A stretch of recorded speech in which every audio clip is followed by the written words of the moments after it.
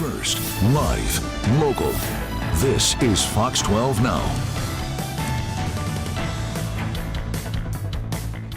And hello, everyone. Welcome to Fox 12 Now. I'm Greg Nibbler. As always, appreciate you joining us. We are live streaming on our website, on our apps, and of course on social media, on Facebook and YouTube. So if you're watching on those, you can comment along as we go through the show today. And we do start every weekday here at 1 p.m. Pacific. And right now, though, we're talking about something that's going to be actually taking place, well, the end of next year, start of 2025, but a pretty major event. And that is the complete changing of how the city of Portland's governmental structure is organized. And this is something that was voted in.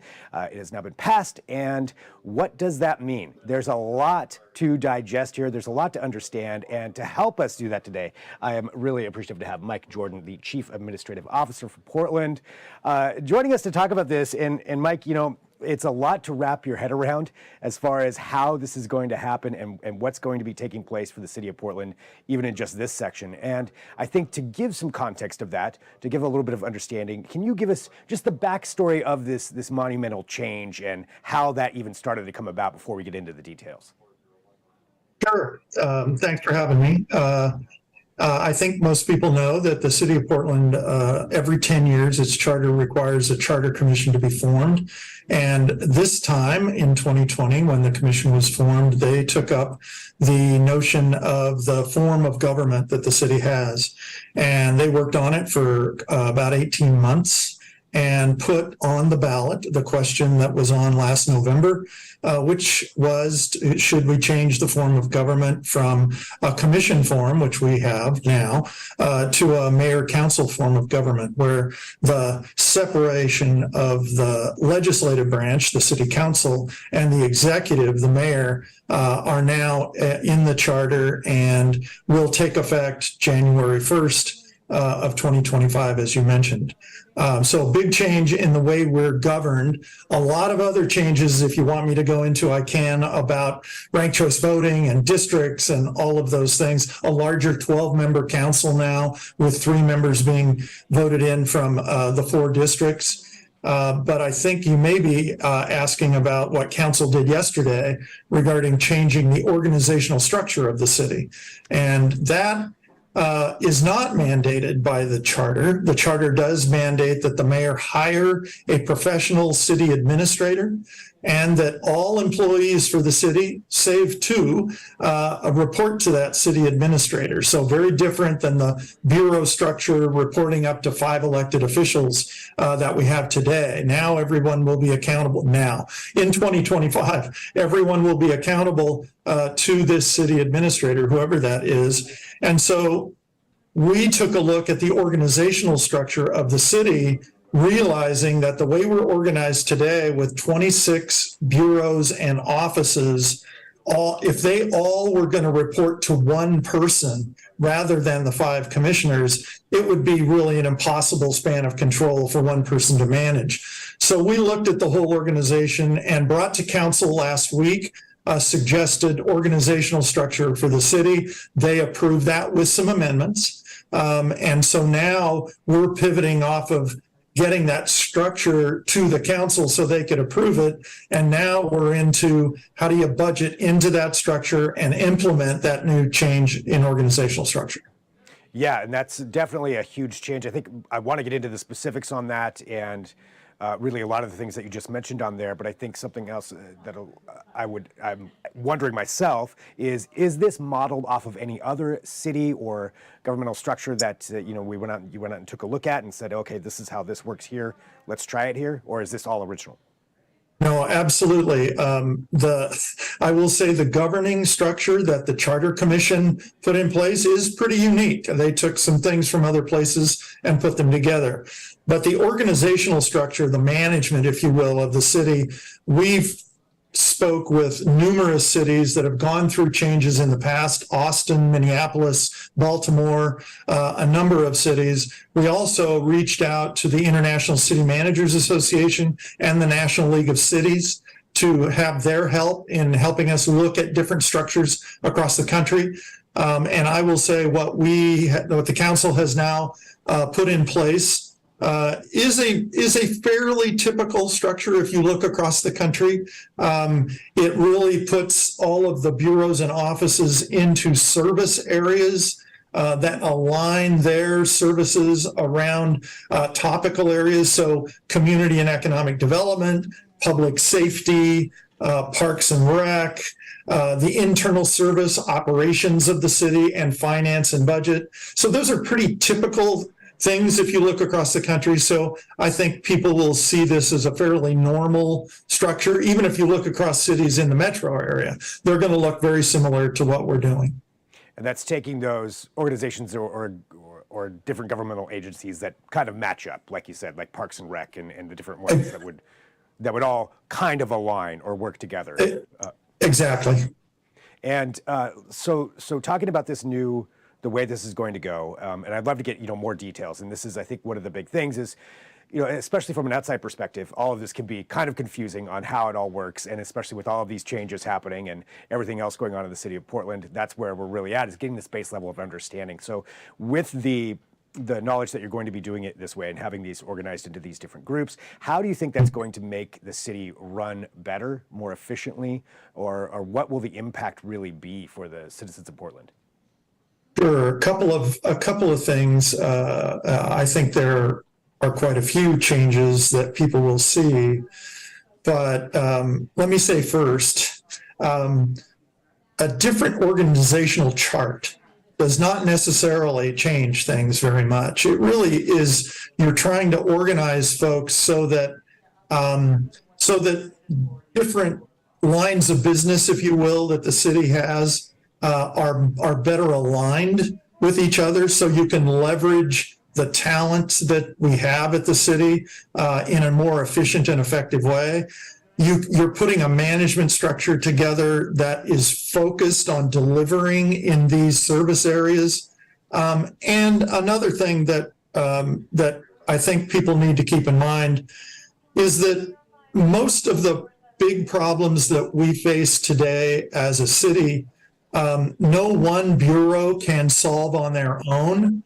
Usually it takes multiple disciplines to be brought to bear on a problem like houselessness or like gun violence. And so having these bureaus aligned and managed intentionally towards outcomes is, I think, going to bear a lot of fruit for Portlanders. The other thing that I think is really going to be important is that currently, we are all accountable to 5 different public officials that are not accountable to each other. They are really only accountable to the voters every 4 years. And so in this new structure, there will be one person in the organization that can kind of call the ball on something. Also, when there are disagreements between bureaus about which way to go, there will be someone in the organization that can say, we're going this way, and line up. So there'll be more accountability. It will be more transparent in the organization who's making these final decisions. And hopefully the organization can be more responsive with people in the organization who can make a call about which way we go on these multifaceted problems that more than one bureau have to be involved in. And this would be that city administrator role. The city administrator, and then we have created a group of deputies which will oversee each of these service areas, the big ones like community and economic development, public safety, public works, et cetera. And they will work together as an executive team, but those deputies will be directly accountable to the city administrator. And of course, the city administrator is directly accountable to the mayor of Portland, who will act as the executive to the city. And what will I'm taking a look here. I've got one of the organizational charts up here to take a look at. I know that's a lot of info for somebody to take in all at once, but just a general picture of that. So looking at the relationship from that, you have these 6 different departments with different organizations grouped within them based on, you've got budget and finance, city operations, community and economic development, public safety, vibrant communities, public works. And, for example, for everybody, public works is environmental services, transportation, water. That makes sense that those would all be there. And then there's a deputy city administrator and part of that. So that all filters up, though, to this one city administrator who then reports to the Right. mayor of Portland. So what is the relationship between all of those departments and the city administrator with the new Portland City Council? Is there any interaction between those two? Sure. First of all, the city council must confirm the mayor's appointment of the city administrator. Also, the city council can remove the city administrator with a supermajority of 9 votes. So that creates a line of accountability that's also very important. And then the relationship really is that the Portland City Council in its future legislative role will obviously make the laws of the city, pass policy directives, and they have the ultimate authority over the budget.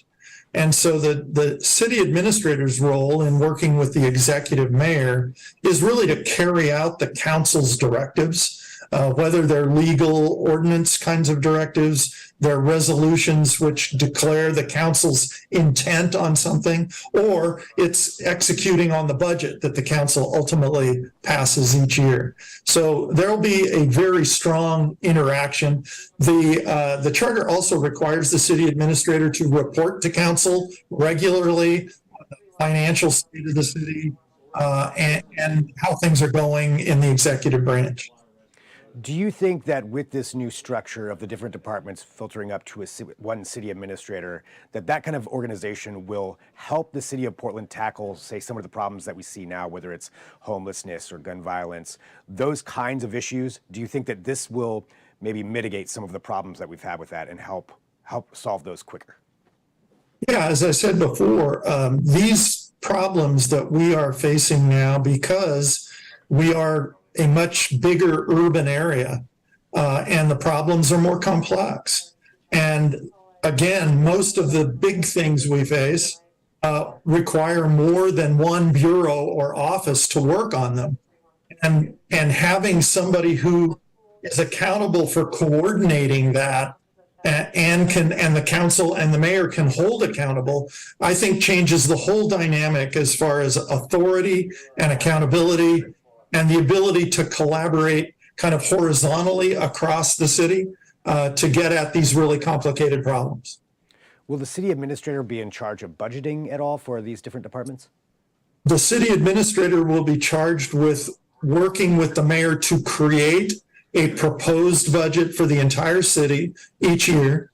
And then that budget will be presented to council for their deliberation, and ultimately they may amend it or ultimately they approve it each year. But the administrator will be charged with creating that budget that the mayor then proposes to the city council. So it sounds like the city administrator, obviously accountable to the mayor, but also could be accountable to the city council as well. And they have the power to have the city administrator removed should they decide to do that. I think you mentioned with a supermajority. Correct. That is still that's a lot of a lot of power in one position with the city administrator position. That will be a very important, big key role for the city that will be appointed by the mayor. How do you feel about that? And do you feel that this is something that should be voted upon, or how do you think this is going to play out, I guess? Because there's a lot of what ifs in trying to understand how this will all work. Sure. There are a lot of what ifs. But if you look across Oregon, for instance, there are 241 cities in Oregon, and Portland is the only commission form of government. Everybody else has got a chief executive officer that reports to an elected council, and they all. That's not a panacea for everything to go right. It's just that they all work pretty well, and that chief administrative officer or chief executive, they're accountable for things. And so what we're moving to is the more normal form of municipal government in the country, really. Portland is the last large city in the country with a commission form of government. So we're really moving towards the mainstream of municipal governance. And what will the relationship with the Portland Police Bureau be in this new organization and with the city administrator specifically? Yeah, that is a little hard if you're looking at it to understand. as I mentioned before, all the employees in the city report to the city administrator except two. The mayor directly appoints and the council confirms chief of police and the city attorney. So those two are kind of outliers there. But the charter also says that all employees of the city will report up and to a city administrator. And so you've got a Portland Police Bureau that will basically report up to the city administrator, but the chief is appointed by and accountable to directly to the mayor. And so that can create a little bit of an issue. On the other hand, I was a city administrator in a town for 10 years, and the city council in that city had retained their ability to hire and fire the chief of police. And yet, on a day-to-day basis, the chief and I worked very closely together to make sure the police department ran well. And so it does tend to, I guess, blur the accountability a bit between the chief and the mayor and the city administrator. On the other hand, I think the mayor and the city administrator and the chief, because of those direct accountabilities, are going to have to work really closely with each other day to day for this whole thing to work. Yeah, that will be very interesting how that plays out. For this city administrator role, obviously we're going to be waiting for a new mayor. Mayor Wheeler's not running again, and that wouldn't necessarily mean he was elected anyway. But so either way, we have to wait for a new mayor to come into office. But how long do they have to appoint a city administrator once they are elected? I don't think there was a time limit in the charter, but the charter says the mayor will appoint a professional city administrator. Also, we intend to try to have an acting city administrator on the payroll, if you will, by January 1st of 2025. So at least when the mayor is elected in November of 2024, there'll be a period of time that we can interact with the mayor-elect before they take office about how they would like to come into their office. Do they have someone else in mind that they'd like to have as an acting before they hire a long-term city administrator? And let me say, I can't think of a more important hire that this city will make, maybe in its history, than the first city administrator. And so the mayor will probably want to do a pretty big process, touching lots of stakeholders to identify the profile of the successful candidate. Probably want to have multiple interview panels between stakeholders to interview the finalists before making that appointment. And obviously the council needs to be involved in that because they'll have to confirm that appointment. So I don't think it would be unusual for it to take 4 to 6 months into the first mayor's term to actually bring on and have someone report for duty for that first city administrator role. So it's probably pretty important that there be an interim to kind of just keep the wheels on the bus, if you will, while the mayor and council are finding their sea legs and beginning to work together, and obviously appointing this city administrator. Certainly going to be a tremendously powerful role in the city of Portland, and a very, very important one. I really appreciate you explaining this a little bit more out, because I think that's the one thing with all of these changes, understanding that, and just for the general public, and honestly for myself, just educating, learning about how all this works. These are important things. Anything else that you think the people of Portland should know about, I guess, the new city administrator role and just the new structure in general? Well, change is scary for everybody. And none of us have done this kind of a transformation before, from one form of government to a completely different form of government, and basically have to flip a switch on one day and move into that new form. So I think Portlanders need to rest assured that we are doing everything we can with the runway we have to January 1st, 25, to make sure the new structure is in place. We've kind of stress tested it a bit, and that it's not something that won't run when the new leadership is elected in 2025. And And so I think they can rest assured we're doing everything we can. The other thing they need to understand is that the new mayor and new city council, I am certain, will have their own ideas about how things should operate when they get into office. And so don't be surprised if there are more changes that come when the new mayor and new council get into office. So we're really just laying the foundation for this new form of government. And once the voters vote in a new set of folks, they'll have to take the responsibility of making it work. And so we're doing everything we can to prepare for that. But rest assured, they'll make changes, and they should, because that's why folks elect them. Well, Mike, thank you very much for joining me today, sharing your input and your knowledge on this, and helping to educate everybody a little bit more about how the city administrator role will work, and just the governmental structure in general. A lot to think about here, and may need to have you back on another time to go into even more details about some of this stuff. But Mike, thank you very much. Really appreciate you being here on Fox 12 Now. Be happy to come again. Thank you, Greg, for having me. Appreciate it. And again, thank you for everybody who's watching this show. This is Fox 12 Now, so this is your first time. This is what we get to do. We get to have these longer form interviews, find out a little bit more, dig a little bit deeper, and really try to get an understanding of, sometimes it's about issues, that are going to affect everybody in the city of Portland here, certainly in this next year, or 2025. So love having those conversations, and thanks for joining us. So wherever you're watching, appreciate that. Here's what's going to happen. So at 1:30 p.m., we're going to be switching it around. We're going to be talking about Mount St. Helens. You may have read that there have been some tremors happening. What does that mean? Some earthquakes. Well, we're going to have the Cascades Volcano Observatory. One of their volcanologists is going to be joining us, one of their scientists. So we're going to be discussing that and finding out what that means. And again, that'll be at 1:30 p.m. So depending on what channel, what stream, what platform you're watching on right now, if you're watching on Facebook and YouTube, you'll see us sign off. We'll come back on at 1:30. If you're watching on the website or the apps, though, stick around because we have more content that's always running on there in between these. So we're going to take a quick break there. Again, if you're watching on Facebook and YouTube, come right back at 1:30. If you're watching on the website and the apps, you're good to go. Just stick where you are. We'll be back in a little bit with more Fox 12 Now.